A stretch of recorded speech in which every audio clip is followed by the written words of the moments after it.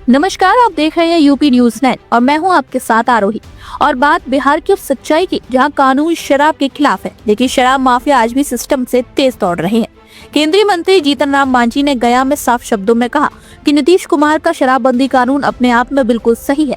इससे घरों के झगड़े कम हुए हैं, घरेलू हिंसा घटी है और शराब पीकर मानसिक संतुलन खोने की घटनाएं भी कम हुई हैं।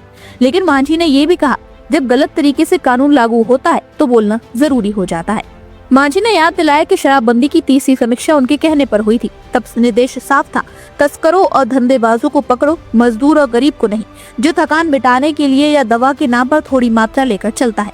हम भी कल कहा है कि शराबबंदी कानून बहुत अच्छा कानून है। इससे घरेलू हिंसा भी खत्म होती है और दूसरी बात है कि जो शराब पी करके काम करता है वो मानसिक संतुलन उसका ठीक नहीं रहता है। इसलिए शराबबंदी तो होनी ही चाहिए, इसमें कोई शक नहीं है। नीतीश कुमार धन्यवाद के पात्र हैं जो उन्होंने शराबबंदी कानून को कड़ाई से लागू किए हुए हैं। लेकिन कभी कभी इसमें कुछ ऐसी बातें आती है, उसको कहने को हम बाध्य हो जाते हैं। जो तीसरी समीक्षा किया नीतीश कुमार जी ने, वो मेरे ही कहने से उन्होंने किया था। हमने ये कहा था कि कंटेनर के कंटेनर लाखों लीटर जो ले जा रहा है स्मगलर, उसको पकड़ना जरूरी है।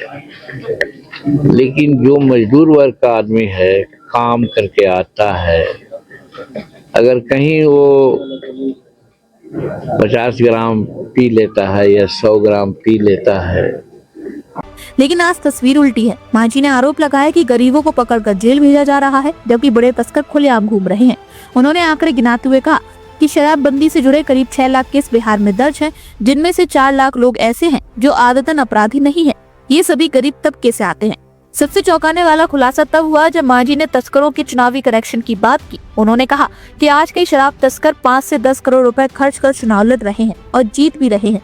उन्होंने दावा किया कि पहाड़ों, जंगलों, नदी किनारे और खेतों में हजारों लीटर शराब रोज बन रही है, लेकिन कार्रवाई नहीं हो रही है क्योंकि इसमें अफसरों की भी मिलीभगत है।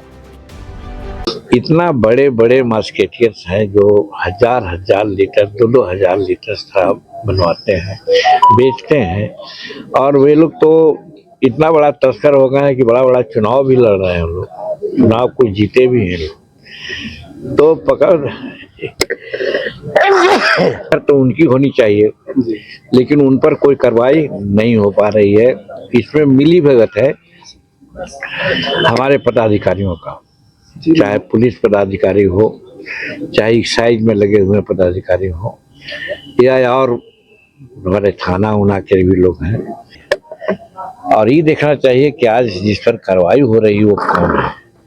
तो अभी जैसा कहा कि 6 लाख में 4 लाख वही लोग हैं जो इस परिधि से बाहर हैं, लेकिन उसी को पकड़ लोग रहा है। तो हाँ, वो महुआ शराब भी होता है, चाहे और सब चीज का शराब होता है, एक चीज है। तो उसमें हम बताना चाहते हैं, तो उन लोगों को पकड़ना चाहिए, लेकिन उनको न पकड़ते हैं, एक चीज। और शराबबंदी के नाम पर एक बात और हो रही है जिसकी चर्चा आप कर रहे हैं, हम अपने खुद कहते हैं।